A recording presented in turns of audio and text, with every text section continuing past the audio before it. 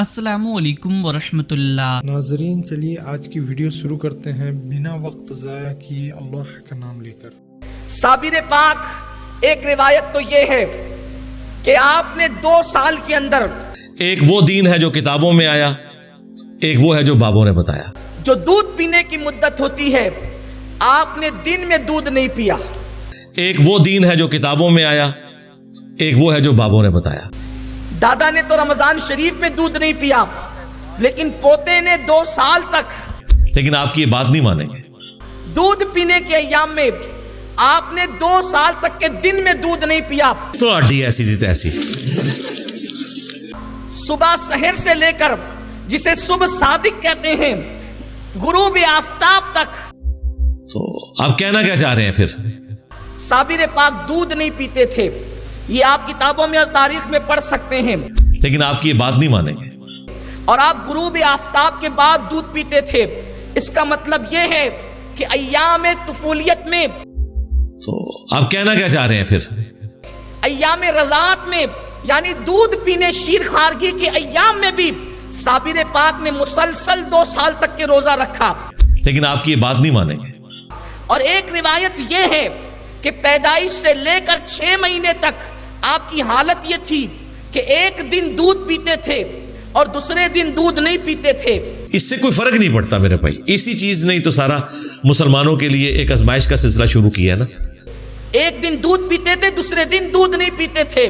और 6 महीने के बाद फिर ये हुआ, एक दिन पीते थे, 2 दिन नहीं पीते थे। एक वो दीन है जो किताबों में आया, एक वो है जो बाबों ने बताया। इस तरीके से मुअर्रिखीन ने जोड़ करके बताया, मुकम्मल 2 साल में साबिर पाक ने सिर्फ 9 महीने तक दूध पिया है ना। आगे चल।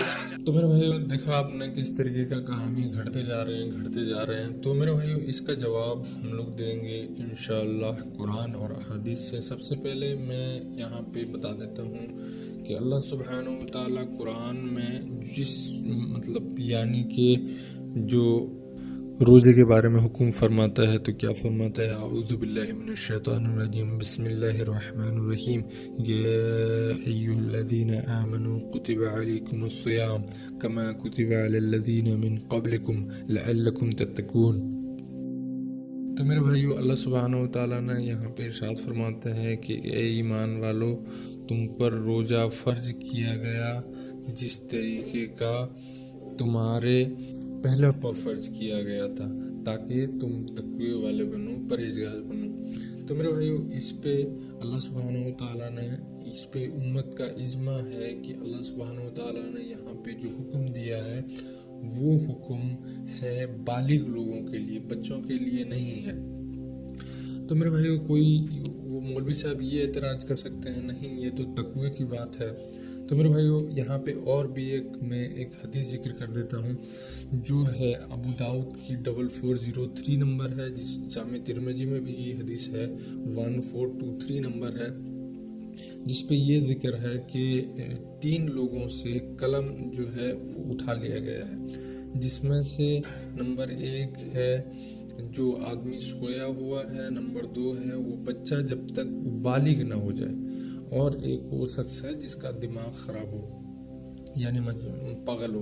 तो यहाँ पे भी इसी बात का जिक्र है कि वो बच्चा जो है छोटा बच्चा होता है तो उस पर कलम नहीं है, उस पर कलम उठा लिया गया है, लिहाजा वो कुछ भी करे उसका लिखा नहीं जाएगा।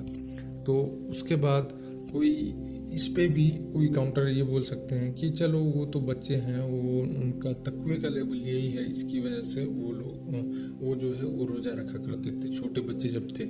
तो मेरे भाइयों, यहाँ पे इसके जवाब में 2 बात आता है। पहला बात तो कोई भी सहाबा या नबी इस तरीके का अमल नहीं किए, क्योंकि ये जो है ये फितरत के ख़िलाफ़ जाता है। बच्चों को तकलीफ़ पहुँचाना है, जो कि किसी पर जुल्म, अपने जानों पर भी जुल्म नहीं करना चाहिए, किसी दूसरे पर भी जुल्म नहीं करना चाहिए। ये एज ए मोमिन सबको पता होना चाहिए। लिहाजा जो बच्चा 6 महीने का रोज़ा रखता है या फिर दूध नहीं पीता है, ये उसके बॉडी के लिए बहुत ख़तरनाक हो सकता है। अब बात करते हैं, एक ख़तरनाक दलील मैं देता हूँ जो कि बस इसी बात का है कि जो یہ کہتے ہیں کہ یہ ان کے تقوی کا علم ہے، چونکہ وہ چھوٹے بچے تھے رکھتے تھے. تو اس تقوی کے بارے میں ایک حدیث بتا دیتا ہوں. یہ حدیث ہے صحیح بخاری کی 1960 نمبر ہے، جس میں ایک صحابیہ اپنے بچوں کو انکوریج کر رہے ہیں روزہ رکھنے کے لیے، لیکن وہ جو ہے رمضان کا روزہ نہیں تھا بلکہ عاشورے کا روزہ تھا، جس پہ یہ بتاتے ہیں کہ ہم لوگ بچوں کو عاشورے کا روزہ رکھاتے جب وہ بچے بھوک سے روتے، پھر ہم نے ان کو کھلونا دیتے تاکہ وہ تھوڑا دیر بہک جائے. اس طریقے کا ہم لوگ چھوٹے بچوں کو روزہ رکھانے کے لیے پریکٹس کیا کرتے تھے. تو میرے بھائیو یہاں دیکھا کہ چھوٹے بچوں کو جو صحابہ ہیں وہ اپنے بچوں کو کھلونا وغیرہ دے کے پریکٹس کیا کرتے تھے روزہ رکھانے کی. تو میرے بھائیو اگر صحابہ کا یہ سٹیٹس ہے کہ ان کے بچوں کو کھلونا دے کے پریکٹس کروانا پڑتا ہے روزہ رکھنے کے لیے، تو باب تشریع کوئی نہیں. کیونکہ یہ اگر صحابہ کے یہ سٹیٹس ہے کہ وہ بھی پیدا ہوتے ہوتے ڈائریکٹ روزہ رکھنا شروع نہیں کر دیے، ان کو پریکٹس کروانا پڑتا ہے، تو یہ بابے کہاں سے آگے جو پورا پیدا ہوتے ہی روزہ رکھنا شروع کر دی.